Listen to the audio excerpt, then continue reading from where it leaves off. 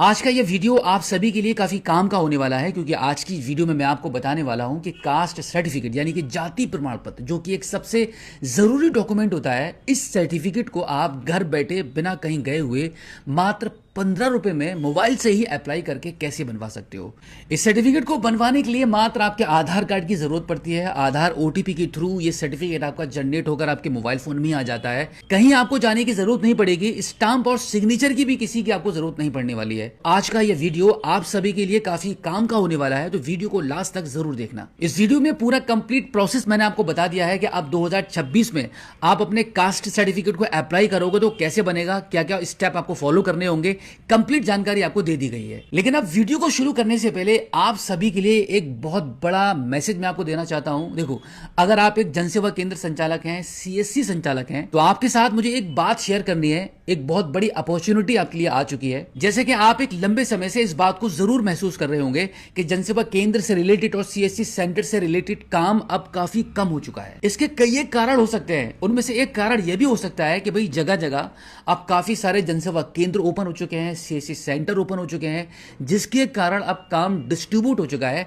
जो काम आपके एरिया का है वो काम भी आप तक नहीं पहुंच पा रहा है। कम से कम जहां पर आपका सेंटर है और आपकी तहसील में, आपके एरिया में जितने भी गांव लगते हैं, उनसे भी गांव का काम तो आपको कम से कम मिलना ही चाहिए। इसी बात को ध्यान में रखते हुए हम आपके लिए एक बड़ी अपॉर्चुनिटी लेकर आए हैं।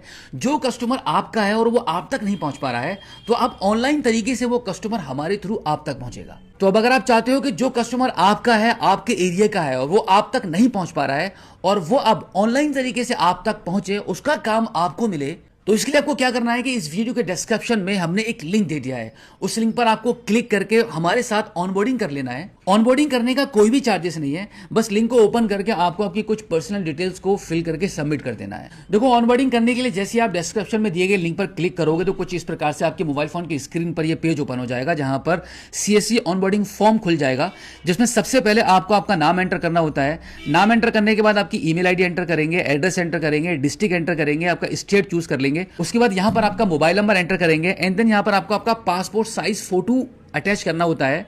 फोटो अपलोड करने के बाद अब यहां पर सीएससी सर्टिफिकेट आपको अपलोड करना होगा, या फिर आपका जो जनसेवा केंद्र सर्टिफिकेट है वो अपलोड करके फाइनली इसको सबमिट कर देंगे। बस इतना ही काम आपको करना होता है। इतना करने के बाद अब आपका काम कंप्लीट हो जाता है। अब बहुत जल्दी आप ऑनबोर्डिंग कर दिए जाएंगे और जल्दी ही आपको हमारे थ्रू ऑनलाइन काम प्राप्त होने लगेगा। तो अब हम बढ़ते हैं वीडियो में आगे और जानते हैं कि अगर आपको कास्ट सर्टिफिकेट को बनवाने की जरूरत पड़ती है तो आप घर बैठे मोबाइल फोन के थ्रू ही इसको कैसे अप्लाई करेंगे। चलिए चलते हैं मोबाइल फोन की स्क्रीन पर और जानते हैं इसका लेटेस्ट प्रोसेस।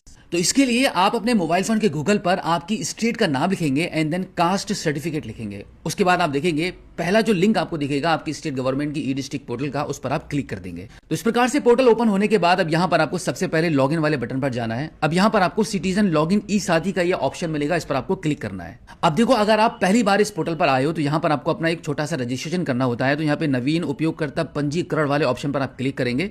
इस पर क्लिक करने के बाद कुछ इस प्रकार से पेज ओपन हो जाता है, जहां पर आपको आपकी यूजर आईडी पासवर्ड बनाना होता है। आपकी सभी पर्सनल डिटेल्स और आपका एड्रेस यहां पे एंटर करके फाइनली इसको आप सुरक्षित करने वाले ऑप्शन पर क्लिक करके आपका यूजर आईडी पासवर्ड बना लेते हैं। उसके बाद वापस लॉगिन वाले इसी पेज पर आकर आपका यूजर आईडी और आपका पासवर्ड और कैप्चा कोड फिल करके सबमिट कर देंगे, लॉगिन हो जाएगा।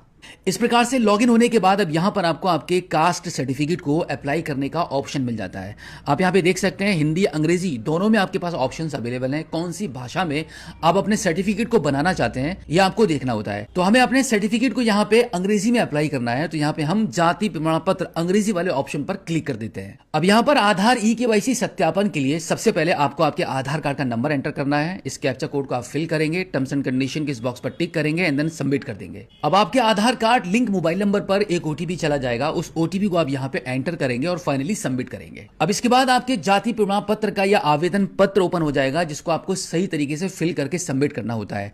अब यहां पे सबसे पहले सेवा का प्रकार में आपको दो ऑप्शन मिलते हैं, ग्रामीण और नगरीय। अब अगर आप ग्रामीण क्षेत्र से बिलोंग करते हैं तो आपको यहां पे ग्रामीण वाले ऑप्शन को चूज करना होता है। अगर आप शहर से नगरीय से हैं तो आपको नगरीय वाला ऑप्शन चूज करना होता है। हमारे केस में हम ग्रामीण से हैं तो हम यहाँ पे ग्रामीण क्षेत्र वाले ऑप्शन को चूज कर लेते हैं। अब इसके बाद आपका प्रार्थी का नाम में आपका नाम आधार कार्ड के मुताबिक पहले से यहां पे फिल रहेगा। इसमें आप किसी भी प्रकार का चेंज या इसको करेक्शन नहीं कर सकते हैं। अब इसके बाद यहां पे आपको आपके पिता या पति संरक्षक का नाम एंटर करना होता है। एंड देन आपका माता का नाम एंटर करेंगे। अब यहाँ पर वर्तमान पता में सबसे पहले आपके मकान नंबर को एंटर करते हैं। यहाँ पर आपका मोहल्ला या पोस्ट का नाम आ जाएगा। यहाँ पर आपका जनपद ऑलरेडी सिलेक्ट रहेगा। यहाँ पे आपकी तहसील चूज करेंगे। यहाँ पे आपका गांव का नाम चूज कर लेंगे। एंड देन यहाँ पर आपको आपका मोबाइल नंबर एंटर करना होता है। अब इसके बाद स्थायी पते के लिए यहाँ पे उपरोक्त वाले इस बॉक्स पर आप टिक कर देंगे तो आपने ऊपर जो एड्रेस आपने फिल किया होता है वो यहाँ पे ऑटोमेटिकली फिल हो जाता है। अब इसके बाद अगला ऑप्शन है श्रेणी, जो कि काफी इंपॉर्टेंट है। अब यहाँ पे श्रेणी चुने वाले ऑप्शन पर क्लिक करेंगे तो आपको ये बताना होता है कि आप किस कैटेगरी से आते हैं, पिछड़ी, अनुसूचित जाति और अनुसूचित जनजाति। तो यहाँ पे हम हमारे केस में पिछड़ी जाति वाले ऑप्शन को चूज कर रहे हैं।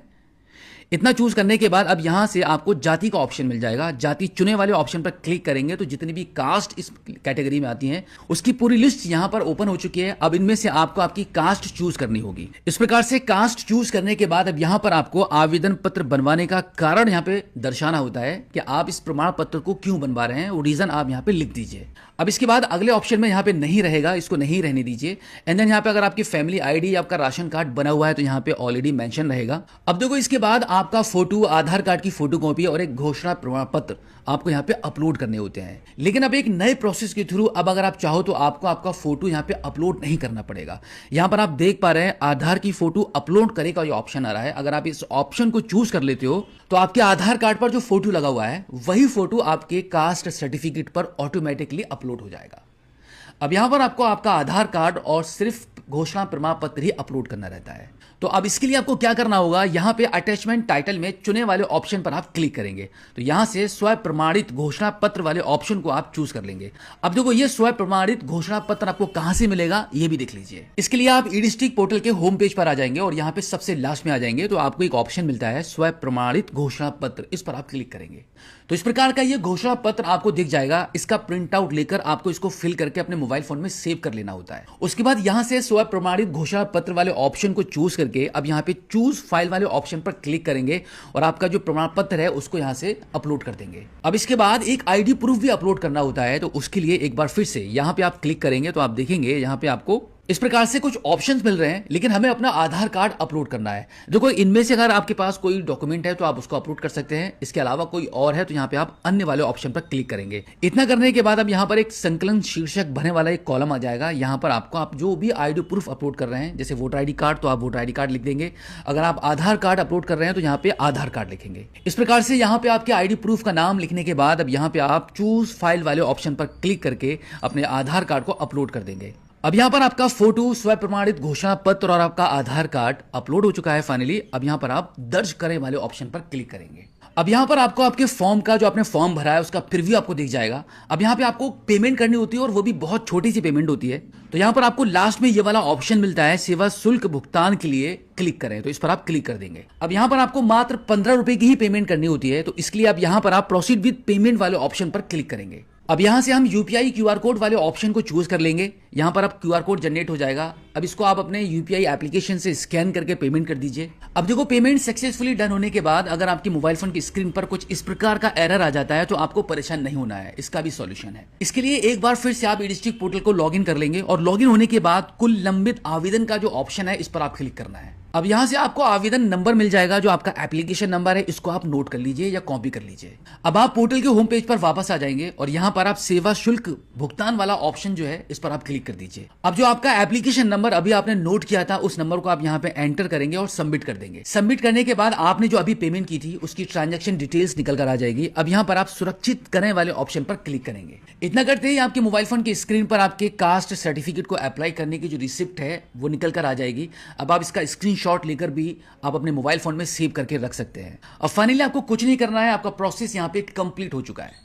अब सिर्फ आपको 3 to 7 डेज का वेट करना है और आपका सर्टिफिकेट इसी पोर्टल पर बनकर आ जाएगा और इसी पोर्टल से आप इसको डाउनलोड भी कर पाएंगे। तो बिल्कुल इसी प्रकार से इतने ही आसान तरीके से आप घर बैठे मोबाइल फोन के माध्यम से मात्र 15 रुपए में ही अपने कास्ट सर्टिफिकेट को बनवा पाओगे। तो उम्मीद करता हूं कि आज की इस वीडियो में जो जानकारी मैंने आपके साथ शेयर की है आई होप आपको काफी अच्छी लगी होगी। इसी के साथ आपसे रिक्वेस्ट है कि इस वीडियो को देखने के बाद अपने तक मत रखना, दूसरों तक शेयर जरूर कर देना ताकि आपके जैसे बाकी के लोग भी कम पैसे में कम समय में खुद से ही अपने सर्टिफिकेट को अप्लाई करके बनवा पाएं। और हाँ, अगर आप एक जनसेवा केंद्र संचालक हैं, सीएससी सेंटर संचालक हैं, तो ये वीडियो आपके लिए काफी कारगर साबित हो सकती है।